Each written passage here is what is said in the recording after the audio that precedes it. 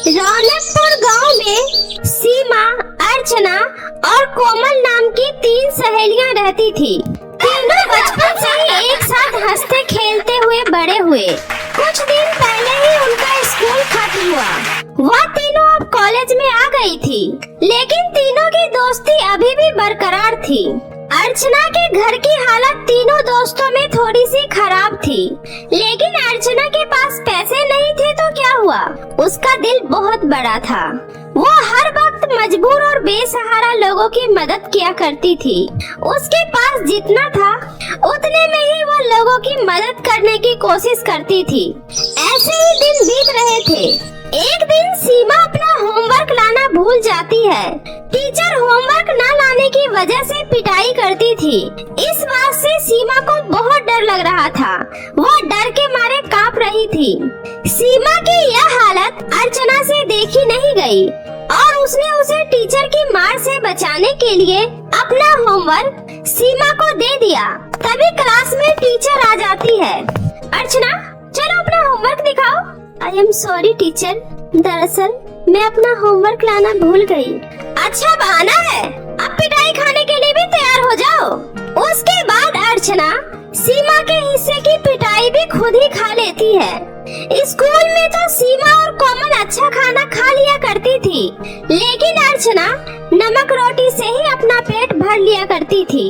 ऐसे ही कुछ दिन बीत जाता है और अर्चना का बर्थडे आता है। अर्चना गरीब थी, इसलिए उसके पास ज्यादा अच्छे कपड़े नहीं थे।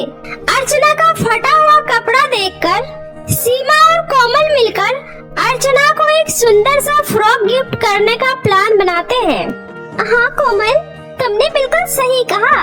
हमें अर्चना को एक बहुत सुंदर सा फ्रॉक गिफ्ट करना चाहिए। फ्रॉक को देखकर वो बहुत ही ज्यादा खुश होगी।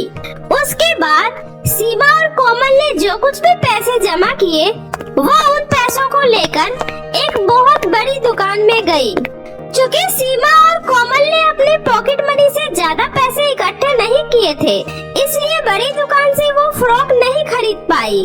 उसने बहुत सारे दुकानों में जाकर पता किया, लेकिन हर जगह फ्रॉक बहुत ही महंगे थे। कोमल, अब हम क्या करें? मुझे तो लगता है अर्चना को हम फ्रॉक गिफ्ट नहीं कर पाएंगे। हाँ, तुम सही कह रही हो। हमारे इतने कोशिश करने के बाद भी हम अर्चना के लिए कुछ भी नहीं कर पा रहे हैं। हम उसे एक छोटा सा तोहफा भी नहीं दे पा रहे हैं। वे लोग ये बातें कर ही रहे थे कि तभी सीमा को एक दुकान दिखाई देता है, जिसके ऊपर लिखा था जादुई फ्रॉक की दुकान। वो देखो सीमा, चलो उस दुकान में चलकर पता करते हैं, शायद वहाँ हमारे बजट का कुछ मिल जाए। उसके बाद वो दोनों सहेलियां खुशी खुशी उस जादुई दुकान में चली गई। तभी उसे वहाँ एक बहुत ही सुंदर फ्रॉक दिखाई दिया। आंटी, ये रेड वाली फ्रॉक कितने की है? बेटा, वैसे तो इस फ्रॉक की कीमत 2000 है, लेकिन मेरी दुकानों की सारी चीजें जादुई है, इसलिए यह फ्रॉक आपको 5000 की मिलेगी। अच्छा, फ्रॉक की कीमत सुनकर सीमा और कोमल दोनों निराश हो जाती है। तभी वो दुकान वाली कहती है, अरे तुम दोनों उदास क्यों हो गए? आंटी, दरअसल बात ये है कि हमें अपनी सहेली के लिए एक फ्रॉक खरीदनी है, क्योंकि उसके पास अच्छे कपड़े नहीं है ना। लेकिन हम दोनों अपने पॉकेट मनी से ज्यादा पैसे इकट्ठे नहीं कर पाए। हमने कई दुकानों में पता किया, लेकिन सारे फ्रॉक बहुत ही महंगे हैं। हमें लगा शायद आपके यहाँ हमें कोई सस्ता सा फ्रॉक मिल जाएगा, लेकिन आपके यहाँ तो। अरे बेटा, उदास मत हो। तुम्हारे पास जितने पैसे हैं, तुम उतने पैसे देकर मुझसे ये फ्रॉक ले जा सकती हो, लेकिन बदले में तुम्हें मेरी एक बात माननी होगी। कौन सी बात? यही कि अब तुम दोनों को हंसना पड़ेगा। चलो अब हंसो। उस दुकान वाली आंटी की यह बात सुनकर सीमा और कोमल बहुत ही ज्यादा खुश होती है और वो आंटी को पैसे देकर अर्चना के लिए वो रेड फ्रॉक खरीद लेती है। वो फ्रॉक एक जादुई फ्रॉक था। इस बात की भनक ना तो सीमा को थी और ना ही कोमल को। उन दोनों ने दुकान वाली आंटी की बातों पर इतना ध्यान नहीं दिया था। सीमा और कोमल ने मिलकर अर्चना के लिए एक छोटा सा सरप्राइज प्लान किया था। अर्चना इन सब से बहुत ही ज्यादा खुश होती है। तभी सीमा और कोमल दोनों अर्चना को फ्रॉक भी गिफ्ट देती है। अर्चना फ्रॉक को देखकर बहुत ही ज्यादा खुश हो जाती है और खुशी के मारे उसके आंखों में से आंसू आ जाते हैं। जरूर मैंने पिछले जन्म में कोई बहुत अच्छे कर्म किए होंगे जो मुझे इस जन्म में तुम जैसी सहेलियां मिली। तुम्हारा बहुत बहुत शुक्रिया मेरी दोस्त। बस भी कर, अब हमें रुलाएगी क्या? चल अब चलकर केक काटते हैं। अर्चना खुशी खुशी उस फ्रॉक को पहनकर केक काटती है। अर्चना पर वो फ्रॉक बहुत ही ज्यादा जच रहा था। अर्चना उस फ्रॉक में बहुत ही प्यारी लग रही थी। कुछ समय बाद उसकी सहेलियां उसका बर्थडे सेलिब्रेट कर अपने घर चली जाती है। अर्चना को इतने सुंदर फ्रॉक में देखकर अर्चना की माँ उससे कहती है, अरे अर्चना बेटा, तुम इतना सुंदर फ्रॉक कहाँ से लेकर आई हो?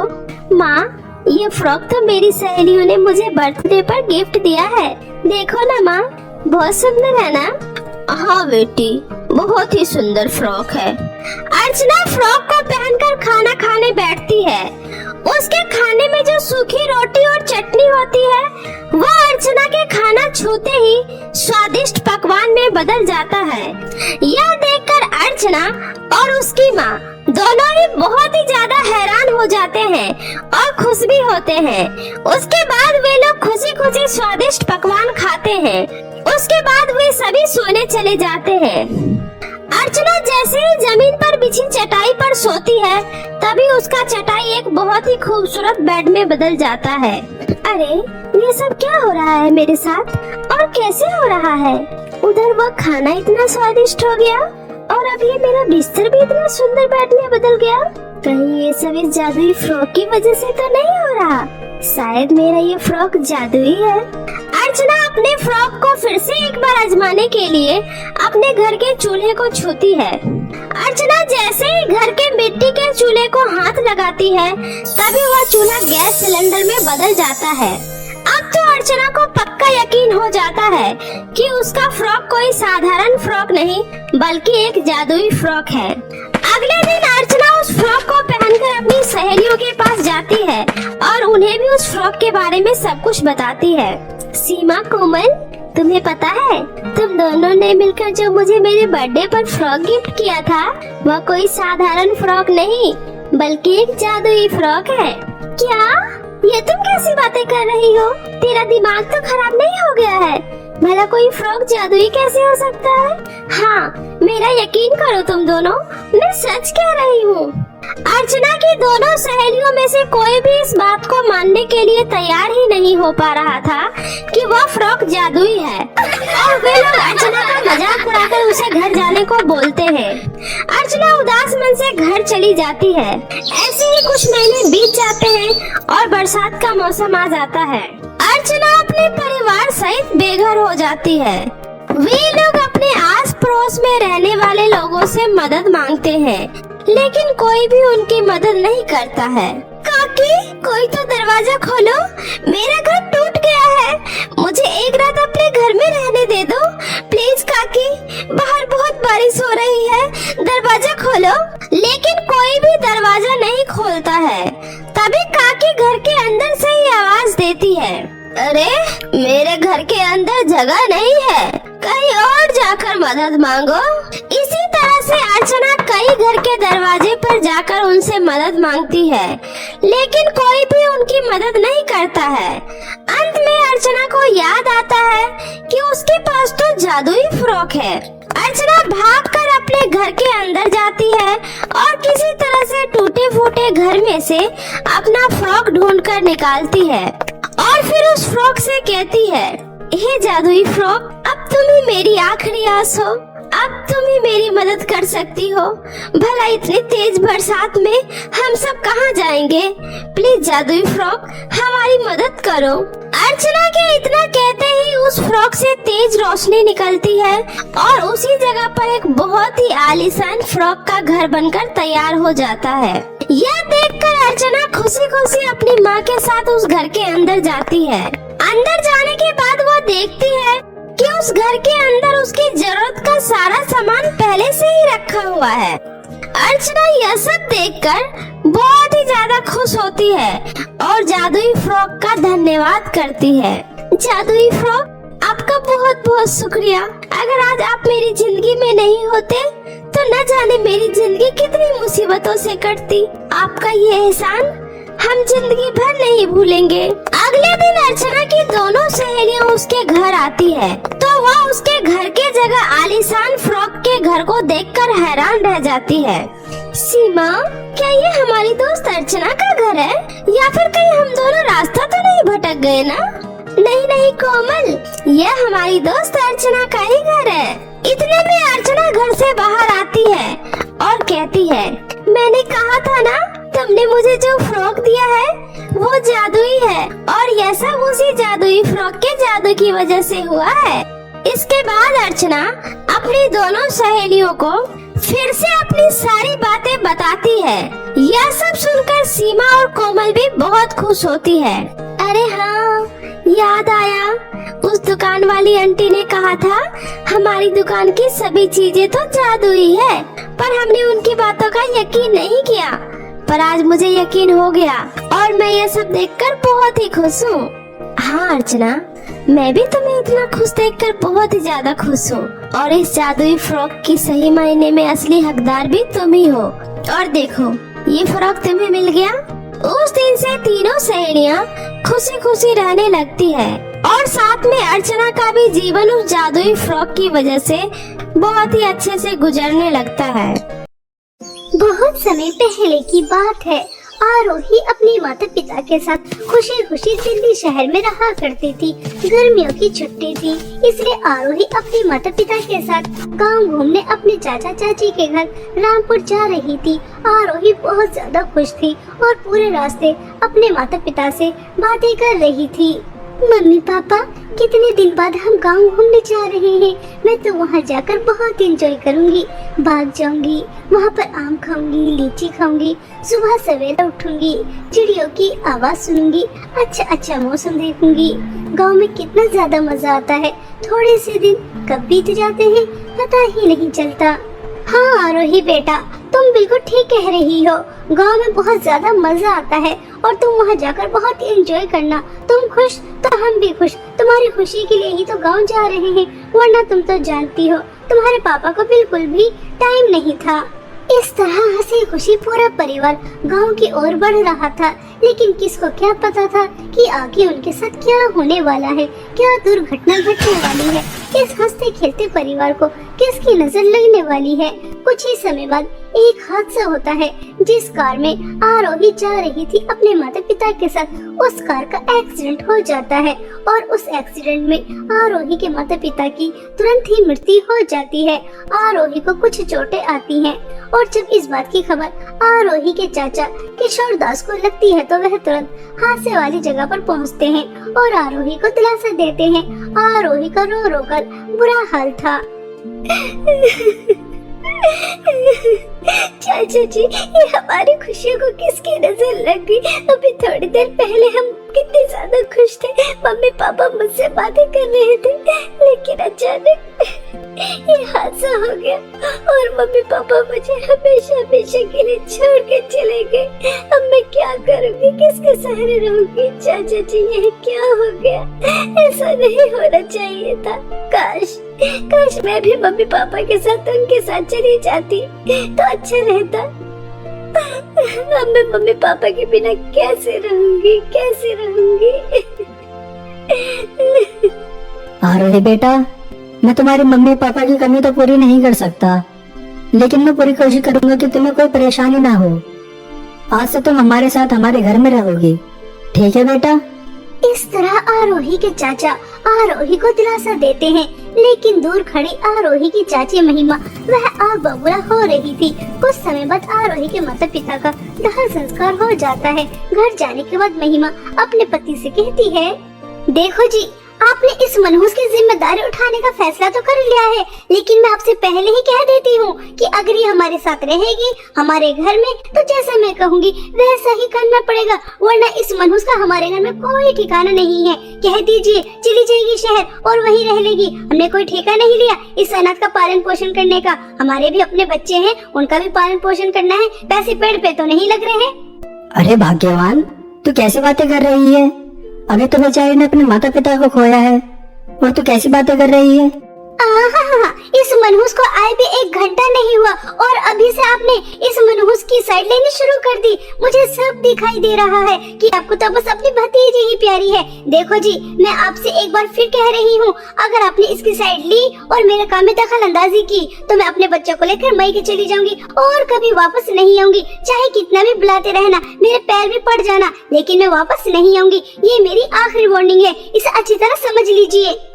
आहिस्ता आहिस्ता चाचा और चाची में झगड़ा बढ़ जाता है। यह देखकर आरोही को बहुत दुख होता है। तभी आरोही अपनी चाची से कहती है, चाची जी, आप चाचा जी से झगड़ा मत कीजिए और आपको कहीं जाने की कोई जरूरत नहीं है। आप जैसा कहेंगी मैं वैसे ही करूंगी। और चाचा जी प्लीज, आप भी मेरी वजह से झगड़ा मत कीजिए। मुझे बिल्कुल भी अच्छा नहीं लग रहा कि मेरी वजह से आप दोनों लड़ रहे हैं। चाची जी, मुझे क्या करना होगा बता दीजिए। अभी भी तो आया और पहाड़ के नीचे। चल जल्दी से घर की सफाई कर और उसके बाद बर्तन भी साफ करने हैं। और हाँ, कपड़े मत भूल जाना, बहुत सारे कपड़े गंदे पड़े हैं, वो भी धुलने हैं। और ये क्या ड्रामा दिखा रही है, आंसू दिखा रही है? मैं तेरे इन आंसू से डरने वाली नहीं हूँ। चल जल्दी से काम पर लग जा और उसके बाद तुझे तेरे हिस्से का खाना मिल जाएगा, मनहूस। बेचारी आरोही, अभी वह अपने माता पिता के गम से बाहर भी नहीं निकली थी कि उसे अपनी चाची का अत्याचार सहना भी पड़ता है। आरोही ने आज से पहले कभी काम नहीं किया था। वह तो बस पढ़ाई करती थी और अपने दोस्तों के साथ खेलती थी, कूदती थी। लेकिन माँ पिता की मृत्यु के बाद उसे अब ये सब काम भी करने पड़ते हैं। वह बहुत मुश्किल से घर की सफाई करती है और उसके बाद बर्तन साफ करती है। और जैसे ही कपड़े धोने के लिए जाती है तब पानी नहीं होता। तभी वह अपनी चाची के पास जाती है और कहती है, चाची जी, मटके में थोड़ा पानी था, उससे मैंने बर्तन तो साफ कर दिए, लेकिन मुझे और पानी नजर नहीं आ रहा। कपड़े कैसे धोऊं समझ में नहीं आ रहा। हाँ मनहूस, मुझे पता है कि पानी नहीं है और हमारे घर में पानी तुम्हारे घर की तरह नहीं आता। जैसे शहर में टोटी लगी होती है, हमारे यहाँ पर नदी पर जाकर पानी भर के लेकर आना होता है और उससे काम करते हैं। और कपड़े हम नदी पर जाकर धोते हैं। इससे सारे गंदे कपड़े उठा, नदी पर जा और उन्हें धो के लेकर आ। और कहीं पर भी दाग धब्बा नहीं होना चाहिए, साफ सुथरे होने चाहिए। समझ रही है ना? तभी तुझे खाने के लिए मिलेगा, वरना सोच ले रोटी का एक निवाला नहीं मिलने वाला। आरोही रोते हुए सभी गंदे कपड़े उठाती है और नदी पर धोने चली जाती है और वहां जाकर बहुत मुश्किलों से उन कपड़ों को धोती है और रोती रहती है। और उसके बाद घर आ जाती है। महिमा अपने पति और अपने बच्चों के साथ खाना खा रही थी और दूर खड़ी आरोही देख रही थी। तभी महिमा का छोटा बेटा राहुल आरोही से कहता है, दीदी दीदी, आप दूर क्यों खड़ी हैं? सुबह से आप बस काम ही कर रही हैं, कुछ खाया भी नहीं है। आ जाइए, हमारे साथ बैठकर खाना खाइए। कोई जरूरत नहीं है इस मनहूस नौकरानी को हमारे पास बुलाने की। जब हम सब खाना खा लेंगे उसके बाद ही हमारे आगे का बचा कुचा खाएगी। यही इसकी औकात है, इससे ज्यादा नहीं। और तू ज्यादा दीदी का चमचा मत बन, आज के बाद मैं तुझे इससे बोलता हुआ ना देख लूं। ऐसा कहकर महिमा अपने बेटे को चुप कर देती है और उसके बाद सभी खाना खाकर चले जाते हैं। और बेचारी आरोही उनके आगे का बचा कुचा खाती है और अपने माता पिता को याद कर बहुत रोती है। ऐसे ही रोज रोज आरोही के ऊपर अत्याचार हो रहे थे और हमेशा की तरह आज भी आरोही नदी के पास कपड़े धो रही थी कि तभी महिमा की एक ब्रांडेड साड़ी नदी में बहकर दूर चली जाती है, जिसे देखकर आरोही बहुत ज्यादा रोती है। अरे नहीं नहीं, यह क्या अनर्थ हो गया? चाची जी की ब्रांडेड साड़ी नदी में बहकर दूर चली गई और अगर चाची जी को पता चला तो वह तो मुझे मार मार कर जान से ही मार देंगी। मैं क्या करूं? चाची जी की साड़ी कैसे वापस लेकर आऊं? ऐसा सोचकर आरोही बहुत रो रही थी और वह दोपहर से शाम तक बैठी रहती है, क्योंकि उसे बहुत अच्छी तरह से पता था कि अगर वह घर जाएगी तो उसकी बहुत ज्यादा पिटाई होगी। लेकिन और वह कर भी क्या सकती थी, उसे घर भी जाना था। आरोही बहुत हिम्मत करती है और घर चली जाती है और अपनी चाची को बता देती है कि कैसे उनकी साड़ी बहकर दूर चली गई। जब वह यह सुनती है तो गुस्से में लाल पीली हो जाती हैं और आरोही की बहुत ज्यादा पिटाई करती हैं और उसके बाद उससे कहती हैं, मनहूस, वह साड़ी मेरी फेवरेट थी और मेरी सबसे ज्यादा महंगी थी। तूने उसे इतनी आसानी से नदी में बहा दिया। जरूर यह तूने जानबूझकर किया है। नहीं नहीं चाची जी, मैंने जानबूझकर नहीं किया। मैं तो सभी कपड़े धोकर घर वापस आ रही थी, लेकिन तभी बहुत तेज हवा चली और आपकी साड़ी उड़कर नदी में गिर गई। मैंने उसे निकालने की बहुत कोशिश की, लेकिन वह बहुत दूर जा चुकी थी। आप मेरी बात का भरोसा कीजिए, मैंने ये सब कुछ जानबूझकर नहीं किया। हाँ, मैं तो जैसे मनहूस को बहुत अच्छी तरह से जानती हूँ कि ये तूने जानबूझकर ही किया है। मैं कुछ नहीं जानती कि वह साड़ी तू मुझे कैसे लाकर देगी, लेकिन मुझे वह साड़ी जरूर चाहिए। अगर तूने मुझे वह साड़ी लाकर नहीं दी तो सोच लेना कि मैं तेरा क्या हाल करूँगी। इस घर में तो तुझे मैं रहने ही नहीं दूंगी, लेकिन तेरा हाथ पैर भी तोड़ दूंगी और तेरी पूरी शक्ल भी बिगाड़ दूंगी। किसी को मुँह दिखाने के काबिल नहीं बचेगी। इसलिए जा और मेरी साड़ी लेकर आ। चाची जी, रात बहुत हो रही है। जंगल में नदी के पास इतनी रात को जाऊंगी तो अगर कोई खतरनाक जानवर आ गया और उसने मुझे अपना शिकार बना लिया। जानवर तुझे अपना शिकार बनाए या ना बनाए, अगर तू मेरी साड़ी लेकर नहीं आई तो तुझे मैं अपना शिकार जरूर बना लूंगी। इसलिए चुपचाप जा और मेरी साड़ी लेकर आ। आरोही रोते हुए जंगल की ओर जा रही थी और अपने माता पिता को बहुत ज्यादा याद कर रही थी। पिताजी, आप दोनों मुझे अकेले छोड़कर क्यों चले गए? काश उस कार एक्सीडेंट में मैं भी आप लोगों के साथ मर जाती तो कितना अच्छा रहता। कम से कम मुझे आज चाची का इतना अत्याचार तो सहना नहीं पड़ता। उन्होंने मुझे इतने रात को घर से बाहर निकाल दिया। अब मैं उनकी साड़ी कहाँ से लेकर आऊंगी? अगर साड़ी नहीं लेकर आई तो वो मुझे अपने घर में रहने तो देंगे ही नहीं, साथ में पिटाई भी बहुत ज्यादा करेंगी। आज मुझे आप लोगों की बहुत याद आ रही है। इस तरह आरोही रोते हुए नदी तक पहुंच जाती है, लेकिन वहां जाकर आरोही देखती है तो पूरा नजारा बदला हुआ ही होता है, क्योंकि आरोही देखती है कि उसके सामने दो नदी हैं। एक तरफ सोने के मटके बह रहे थे तो दूसरी तरफ चांदी के मटके बह रहे थे, जिसे देखकर आरोही कहती है, अरे यह मैं क्या अद्भुत नजारा देख रही हूँ। मेरे सामने सोने और चांदी के मटके की नदी, लेकिन दोपहर तक तो ऐसा कुछ भी नहीं था। दोपहर तो यहाँ पर सादा पानी बह रहा था, लेकिन अचानक ये सब क्या? आरोही ऐसा कह ही रही थी कि तभी जादू सोने के मटके की नदी से आवाज आती है, यह वह नदी नहीं है जिसके बारे में तुम बात कर रही हो। तुम रास्ता भटक गई हो और तुम यहाँ आ गई। चलो अच्छा ही है कि कोई इंसान यहाँ तो आया। मैं इस जादू सोने के मटके की नदी हूँ और इस सोने के मटके के अंदर एक चुड़ैल है जो बहुत ही ज्यादा खतरनाक है।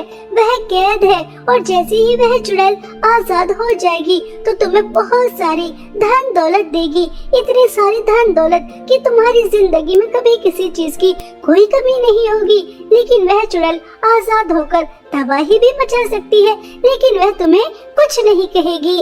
मैं कब से किसी इंसान का इंतजार कर रही थी, लेकिन कोई यहाँ पर आता ही नहीं था। चलो अच्छा है कि जाने अनजाने में तुम यहाँ आ गई। मैं जादू चांदी के मटके की नदी हूँ और जादू चांदी के मटके के अंदर एक बहुत सुंदर परी है जिसे एक चुड़ैल ने कैद किया है। अगर तुम उसे आजाद कर देती हो तो तुम्हें मिलेगा तो कुछ भी नहीं, लेकिन वह परी आजाद हो जाएगी। अब तुम्हारे हाथ में है कि तुम्हें धन दौलत चाहिए या तुम परी को आजाद करना चाहती हो। जादू सोना चांदी के मटके की नदी, मैं धन दौलत का लालच नहीं करूंगी। धन दौलत के लालच में आकर एक खतरनाक चुड़ैल को आजाद नहीं करूंगी, बल्कि मैं एक अच्छी परी को आजाद करूंगी। चाहे इसके बदले मुझे कुछ भी ना मिले, मैं बुरा काम कभी नहीं करूंगी। इसलिए मैं जादू चांदी के मटके की परी को आजाद करना चाहती हूँ। ऐसा कहकर आरोही जादू चांदी के मटके को उठाती है और जादू चांदी के मटके की परी को आजाद कर देती है। जैसे ही परी आजाद होती है तो वह उससे खुश होकर उसे बहुत सारी धन दौलत देती है। बहुत सारे हीरे, सोना, पैसा, इतने सारे धन दौलत पाकर आरोही बहुत ज्यादा खुश होती है और परी को धन्यवाद कहकर अपनी चाची के घर आ जाती है। इतनी सारी धन दौलत देकर चाची की आंखें चमक जाती हैं और महिमा आरोही को जोर से थप्पड़ मारकर कहती है, इतना सारा सोना, हीरे, पैसे तुझे कहाँ से मिले? मुझे सच सच बताना। अगर तूने मुझसे झूठ बोलने की कोशिश भी की तो मैं तुझे नहीं छोड़ूंगी। जल्दी बता कि तुझे इतनी सारी धन दौलत कहाँ से मिली, कहाँ से लेकर आई? क्या कहीं तूने चोरी की है? आरोही अपनी चाची को सब सच बता देती है कि उसे जादू सोने और चांदी के मटके की नदी मिली, जहाँ से उसे इतनी सारी धन दौलत मिली है। यह सुनकर महिमा लालच में आ जाती है और वह मन ही मन में सोचती है, ये मनहूस तो हमेशा बेवकूफ की बेवकूफी रहेगी। जब जादुई सोने के मटके की नदी कह रही थी कि चुड़ैल को आजाद करने की वजह से इसे इतनी सारी धन दौलत मिलेगी कि पूरी दुनिया में इससे अमीर कोई और नहीं होगा, तो ये क्या बेवकूफ थी जो इसने जादुई चांदी के मटके को चुना और उसकी परी को आजाद किया। मैं तो जादुई सोने के मटके को चुनती, बेवकूफ। ऐसा सोचकर महिमा भी जादुई सोने और चांदी के मटके की नदी के पास पहुंच जाती है और वहां जाकर तुरंत जादुई सोने का मटका उठा लेती है और उसे खोल देती है। और जैसे ही वह उसे खोलती है तो उसके अंदर से बहुत ही ज्यादा खतरनाक चुड़ैल निकलती है और वह चुड़ैल तुरंत ही महिमा को खा लेती है और दोबारा से जादुई सोने के मटके के अंदर चली जाती है। इस तरह आरोही की चाची को उसके लालच और बुरे कर्मों की सजा मिल जाती है और वहीं दूसरी तरफ आरोही अपने अच्छे स्वभाव की वजह से इतनी सारी धन दौलत के साथ एक हंसी खुशी जीवन बिताती है।